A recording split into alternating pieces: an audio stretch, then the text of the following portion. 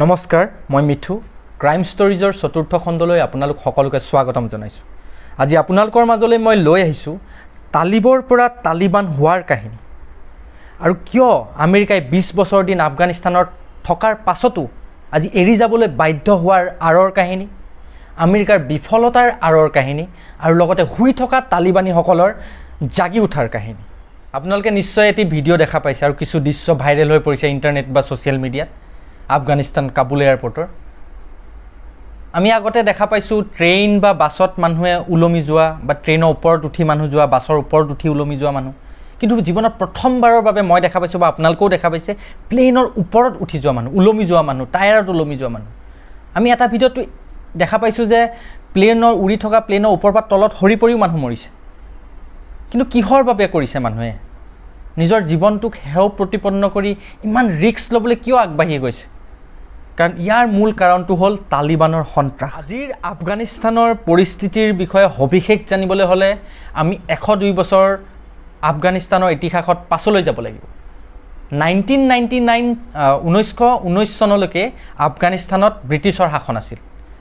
1919 চনৰ পাছত ব্ৰিটিছসকল তাৰ পৰা গুচি যায়, যিহেতু তেওঁলোকৰ ইমান লাভ নহয়। আফগানিস্তানৰ বঞ্জাৰ এৰিয়া হয়, পাহাৰীয়া এৰিয়া, তাত কোনো লাভ নহয়, সেইবাবে তেওঁলোকে আফগানিস্তান এৰি পেলাই গুচি যায়। তাৰ পাছত কি হয়, তাত ৰজাৰ শাসন ষ্টাৰ্ট হয়। শ্বাহ ডাইনেষ্টিৰ দ্বাৰা তাত শাসন কৰা হয় আৰু শেষৰ ৰজাজন হ'ল মহম্মদ জাহিৰ শ্বাহ। 1973 লৈকে তাত ৰজাৰ শাসনেই আছিল। কিন্তু 1973 কি হয়, জাহিৰ শ্বাহৰ বেমাৰ হয় আৰু তেওঁক মানে কিছু লোকে পৰামৰ্শ দিয়ে যে তেওঁ ইটালীলৈ যাওক, আপুনি ইটালীলৈ গৈ তাত চিকিৎসা কৰক, তেতিয়া আপুনি ভাল পাব। সেইমতে তেওঁ ইটালীলৈ যায়। ইটালীলৈ যোৱাৰ লগে লগেই কি হয়, তেওঁৰ যোনজন সেনাপতি আছিল দাউদ খান, তেওঁ নিজকে প্ৰধানমন্ত্ৰী ঘোষণা কৰি দিয়ে। নিজকে প্ৰধানমন্ত্ৰী ঘোষণা কৰি ৰাজতন্ত্ৰৰ পৰা প্ৰজাতন্ত্ৰলৈ মানে ৰূপান্তৰণ কৰে মানে আফগানিস্তানখনক। সেই সময়ত আফগানীসকলেও ভাল পায় যে কিমান আৰু ৰজাৰ শাসনত থাকিব। গোটেই বিশ্বতেই ডেমক্ৰেচিটো তেতিয়া মানে চবফালে ডেমক্ৰেচি হ'বলৈ ধৰে, ডেমক্ৰেটিক কাণ্ট্ৰিসমূহ। তেতিয়া আফগানীসকলেও মানে খবৰটো পায়, যিহেতু তেওঁলোক ৰাজতন্ত্ৰৰ পৰা প্ৰজাতন্ত্ৰ হৈছে, সেই খবৰটো পাই ভাল পায়। কিন্তু কি কৰে, দাউদ খানে আফগানীসকলক ঠগবাজি কৰে। তেওঁ 1973 পৰা 1977লৈকে একো কাম নকৰে। খালি লাষ্টত যেতিয়া তেওঁৰ বিৰোধিতা কৰে আফগানীসকলে, তেওঁলোকে লাষ্টত তেওঁ এখন কনষ্টিটিউশ্যন বনায়। আৰু কনষ্টিটিউশ্যনখনতো এনেদৰে বনায় যে ওৱান পাৰ্টি মানে ডিমাণ্ড বনায়, অকল এটা পাৰ্টিহে ইলেকশ্যন খেলিব পাৰিব। তেতিয়াতো আফগানীসকলে গম পায় যে অকল এওঁৱেই প্ৰধানমন্ত্ৰী হৈ থাকিব, বেলেগ পাৰ্টি যিহেতু ইলেকশ্যনত মানে যোগদান দিব নোৱাৰে, ইলেকশ্যন খেলিব নোৱাৰে, তেতিয়া কেনেকৈ বেলেগ প্ৰধানমন্ত্ৰী হ'ব পাৰিব? সেই কথা বিৰোধিতা কৰি এটা ৰিভলিউশ্যন ষ্টাৰ্ট হয়।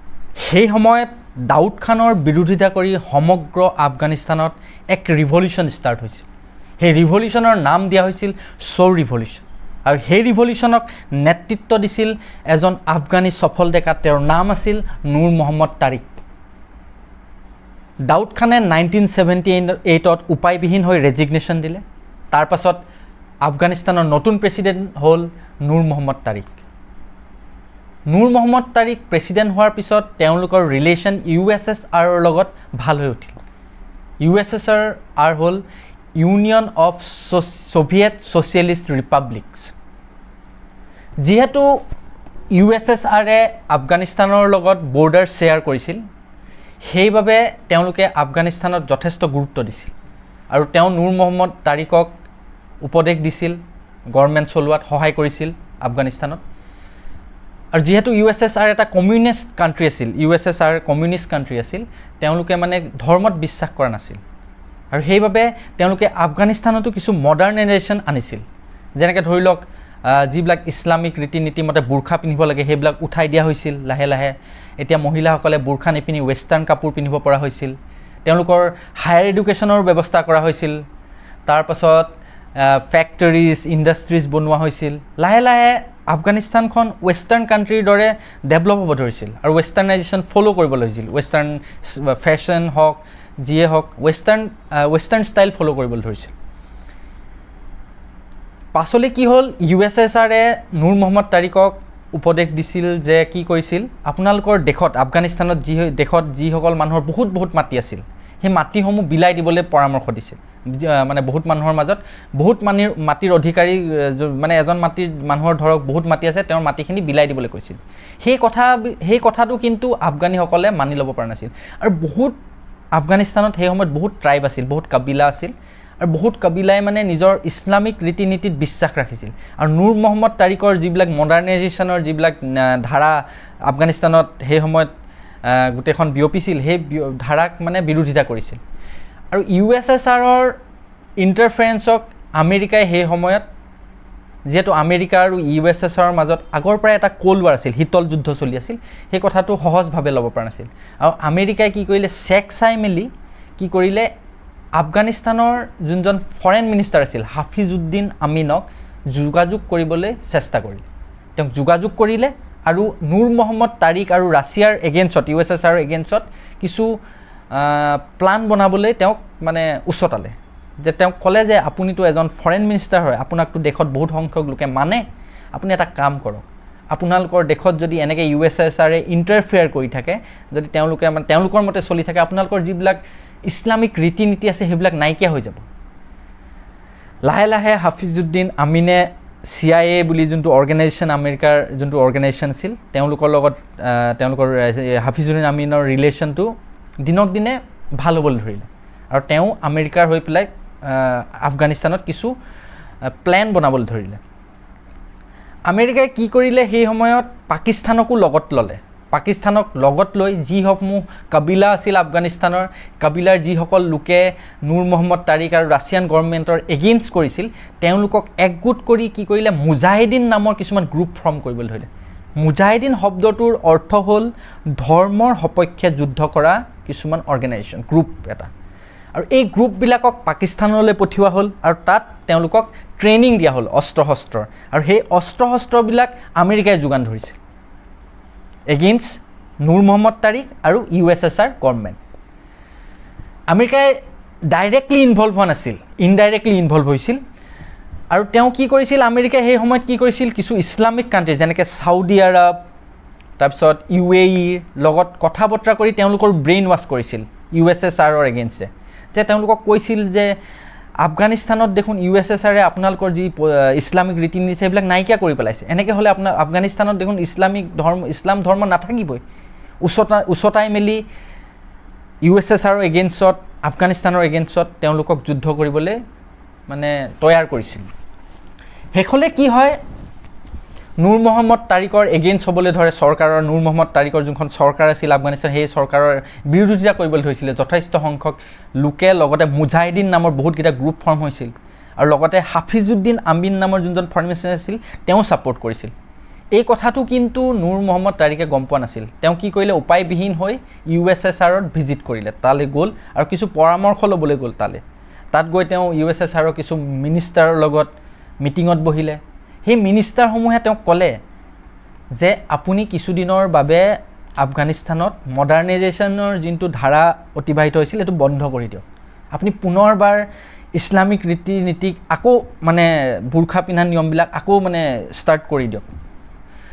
নুৰ মহম্মদ তাৰিকেও কথাটো মান্তি হৈছিল আৰু লগতে কৈছিল যে আপোনালোকৰ মন্ত্ৰীমণ্ডলৰ যোনজন ফৰেইন মিনিষ্টাৰ আছে, তেওঁ CIA আমেৰিকাৰ এটা অৰ্গেনাইজেশ্যনৰ লগত মিলি আছে আৰু তেওঁ আপোনাৰ এগেইনষ্টত প্লান কৰি আছে, আপোনাক প্ৰেছিডেণ্ট পদৰ পৰা আঁতৰোৱাৰ বাবে প্লান কৰি আছে। এই কথাষাৰ কৈ পেলাই নুৰ মহম্মদ তাৰিকক জনোৱা হৈছিল ৰাছিয়াত। তেওঁ ঘূৰি আহিলে আফগানিস্তানলৈ। ঘূৰি অহাৰ লগে লগে প্লেনৰ পৰা নমাৰ লগে লগে কি কৰিলে, হাফিজউদ্দিন আমিনে কি কৰিলে, তেওঁক মাৰ্ডাৰ কৰিলে আৰু সপৰিয়ালে মাৰ্ডাৰ কৰি পেলালে। এই কথাটো ৰাছিয়াই সহজভাৱে ল'ব নোৱাৰিলে আৰু লগে লগে কি কৰিলে, 25 ডিচেম্বৰ, কিছুদিন পাছতেই, নুৰ মহম্মদ তাৰিকৰ মাৰ্ডাৰ হোৱাৰ কিছুদিন পাছতেই 25 ডিচেম্বৰ 1979ত ৰাছিয়াই কি কৰিলে, আফগানিস্তানত এটেক কৰিলে আৰু এটেক কৰি পেলাই কাবুল পালেহি। আৰু কাবুলত কি কৰিলে, হাফিজউদ্দিন আমিনে কিন্তু নুৰ মহম্মদ তাৰিকক মাৰ্ডাৰ কৰিয়ে নিজকে প্ৰেছিডেণ্ট ঘোষণা কৰি দিছে। আৰু হাফিজউদ্দিন আমিনক কি কৰিলে, ৰাছিয়াই এটেক কৰি মাৰি পেলালে। এই কথাটো আমেৰিকাই গম পোৱাৰ পিছত এটা ভাল সুযোগ পালে আফগানিস্তানত সোমোৱাৰ বাবে। আৰু এই লগে লগে তেওঁলোকে কি কৰিলে, আমেৰিকাই কি কৰিলে, বহুসংখ্যক ইছলামিক কাণ্ট্ৰিজবিলাকক লৈ পেলাই কি কৰিলে, এটা প্লেন কৰিলে আৰু সেই সময়তে কি কৰিলে ওছামা বিন লাডেন, আপোনালোকে জানে ওছামা বিন লাডেনৰ কথা নিশ্চয় জানে, ওছামা বিন লাডেনকো ছাউদি আৰবৰ পৰা আফগানিস্তানলৈ পঠিওৱা হ'ল।